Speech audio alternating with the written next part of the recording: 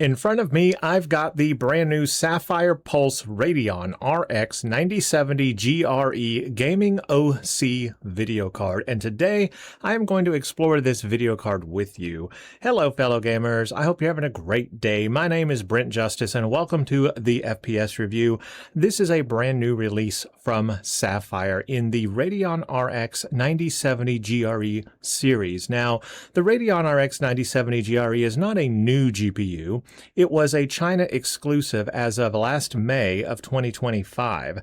However, on June 1st, AMD announced at Computex 2026 that there would be global availability now in the US and other markets of the Radeon 9070 GRE for a $549 MSRP. And so that's why we are seeing many of these cards released now. So this one is from SAPPHIRE, and we were sampled this from SAPPHIRE. We've got a full review on our website. Please check it out. Link in the description. 13 games benchmarked, native resolution, 1440p upscaling, and ray tracing. Now, we are going to quickly go over the Radeon RX 9070 GRE specs before we dive into the SAPPHIRE card itself. The Radeon RX 9070 GRE is based on the RDNA 4 architecture, Navi 48 GPU, which is the same die as the Radeon RX 9070. It is a cut down die with a cut down memory bus, 48 compute units, and the capacity for the memory bus has been cut down to 192-bit. That means this has 12 gigabytes of GDDR6 on board at 18 gigabits per second. That gives us 432 gigabytes a second of memory bandwidth. The boost clock on this, on the Radeon 9070 GRE reference, I should say, is 2790. This is a factory overclock card from SAPPHIRE, and I want to talk about that. So this one does have a higher factory boost clock over the 2790. Total board power of the reference spec is 220 watts, but this one is boosted beyond that as well. And so that's what I want to get into today, because this one from SAPPHIRE goes a little bit above and beyond the AMD reference spec in a couple of important ways that actually made a difference in the benchmarks.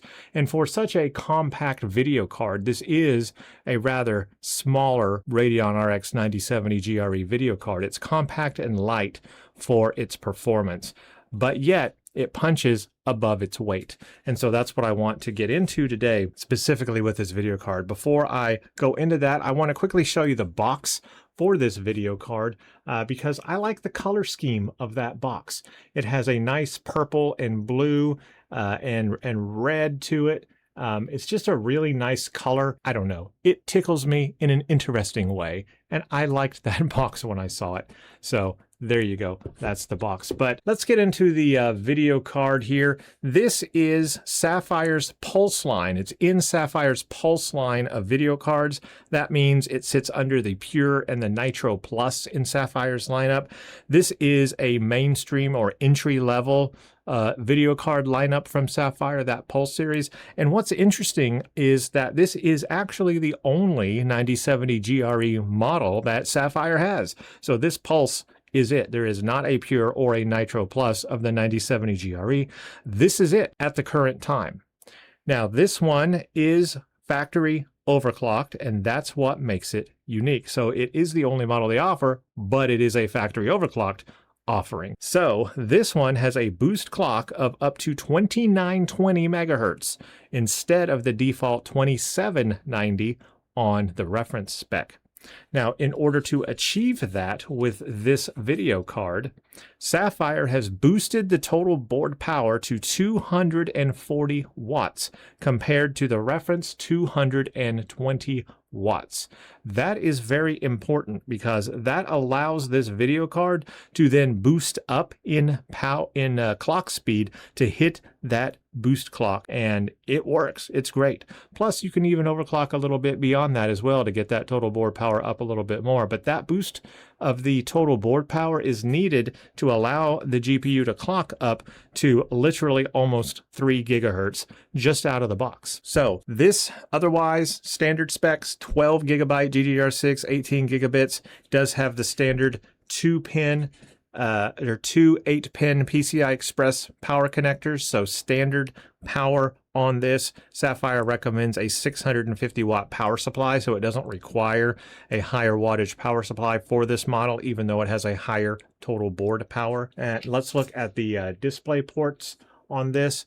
We do have two DisplayPort 2.1A and two HDMI 2.1B. So those are two DisplayPort, two HDMI. Some other configurations on these cards we've seen with 3 DisplayPort and 1 HDMI, but this is 2 DisplayPort, 2 HDMI. So that gives you a little bit more, I guess, configuration options there on what you can have plugged in. Otherwise, it uses PCI Express 5.0 by 16 for the connection, so it's got full bandwidth there, which is great to see. Let's take a look at the measurements of this video card now, because I think this is where this video card specifically excels. It is not a large video card at all. So let's do a measurement with the good old Mr. Ruler here. And I am measuring this shroud at, 11 inches. 11 inches. And in fact, that is the official measurements from Sapphire's website, 280 millimeters in length. So we are at 11 inches here on this video card. That is pretty good. That brings it under a foot and gives you a little room to play with. So that's great. But where it really shines is in the width and the height of the video card as well. If we measure the width of it here, it's only not even 5 inches. I would say it's like 4 3/4. If we look specifically at the measurements from Sapphire's website, it says 120.25 millimeters. So 120.25 millimeters. So it's not extremely wide. It does come out beyond the bracket still. So it's not, as thin as the IO bracket itself, which would be amazing. It does extend beyond that by an inch, but it is not thick as some others we have seen. But then also here in the height of the video card, this as well is not too thick. This is 2 inches, exactly 51.5 millimeters, 2 inches here. And so that means that this is a 2.5 slot video card, not a much larger video card. So in terms of, cases that this would fit inside, great for a small form factor build, great for a small build, great for a tight build. You can get a lot of performance in a small computer with this video card. The sizing of it is, I think, just perfect. But now let's talk about the cooling, because this also, for its size, cools very well in our testing. So I'm going to paste the specs up in the video.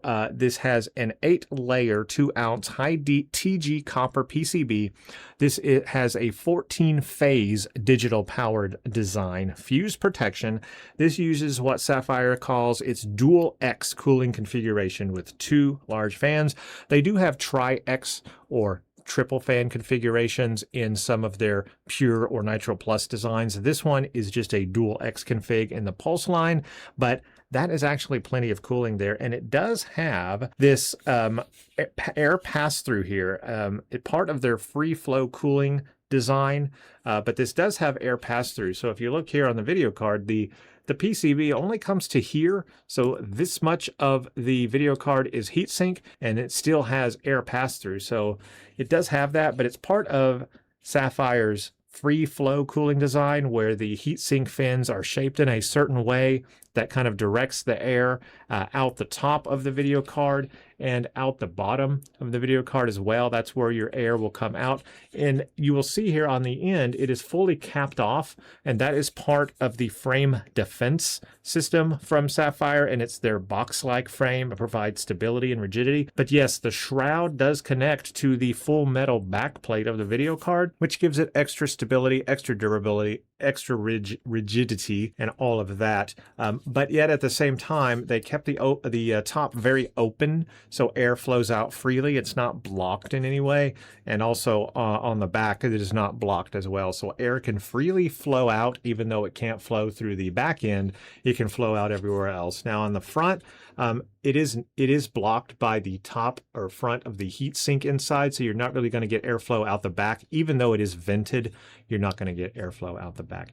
It also has a full metal back plate here, so this is solid, and like I said, connected to the front plastic shroud as well, so it does give it more rigidity overall. It does have a big aluminum heatsink with composite heat pipes built throughout. It's got direct contact with the VRMs, the memory, and the GPU, so that makes full contact. The fans are dual ball bearing fans, and they do have, what is it, Sapphire's Aero something. What is it? Aero Curve fan blades. There it is. Aero Curve fan blades. So this does have the curved fan blades. Are actually quite large fan blades, and they really do extend quite large. It might be hard to tell in this video, but they curve quite a bit out and are really like curved. I don't know any other way to say it. And they do have a ring system around for stability. So yeah, that looks like a nice fan design there. And overall, it's just a solidly built video card. For the thermal interface material, Sapphire's proud that they're using the Honeywell PTM 7950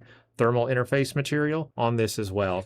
So that's the overall design. It's got the standard two 8-pin connectors, and it does have a cutout in the heatsink so you can get to the clips behind them and unclip that. So that's nice to see. The back of the GPU, this is also nice to see on this design as well, and I quite like this. The back of the GPU is not covered by the back plate. Sometimes we get video cards that cover the back of the GPU with the back plate, which could trap heat underneath, especially if there's no vents or anything. This allows all the heat to come right off the back of the GPU and be, exhausted out the case. You have good case cooling, it'll blow that hot air out, but it's not covered, which means it won't trap heat. There's not heat under there for it to trap. So that's really nice. I like that design, having the back plate closer to the PCB, but leaving that cutout for the GPU. That's just a nice design overall. It also has this squiggly line there of the Sapphire Pulse, kind of like a heartbeat pulse. That's the idea there. But I think it looks good on the video card. You'll see that it's a black overall theme with red lettering and all of that on there. On the top here, we have Radeon and Sapphire in red as well. And then we have red lines on the front that just carries that theme all the way through. But as I hold this here in my hand, it just has such a nice solid feel to it. And it's just easy to hold, easy to carry, easy to install in and out of the computer, as I've noticed. Using it for testing, it's just real easy to pull out and put back in for continued testing. So that's nice. No RGB, no LED. It is a bit of a stealth video card in that way. This also fully supports Sapphire's Tricks software, which allows overclocking and hardware monitoring and other features. So that is fully supported in this video card as well. So that is the video card overall. I wanted to give you guys a look at it. If you are interested in the Radeon RX 9070 GRE, this is a great option here. I also want to talk a little bit about our performance and what we experienced in the review. This video card on overclocking was actually pretty decent because it already has a heightened total board power.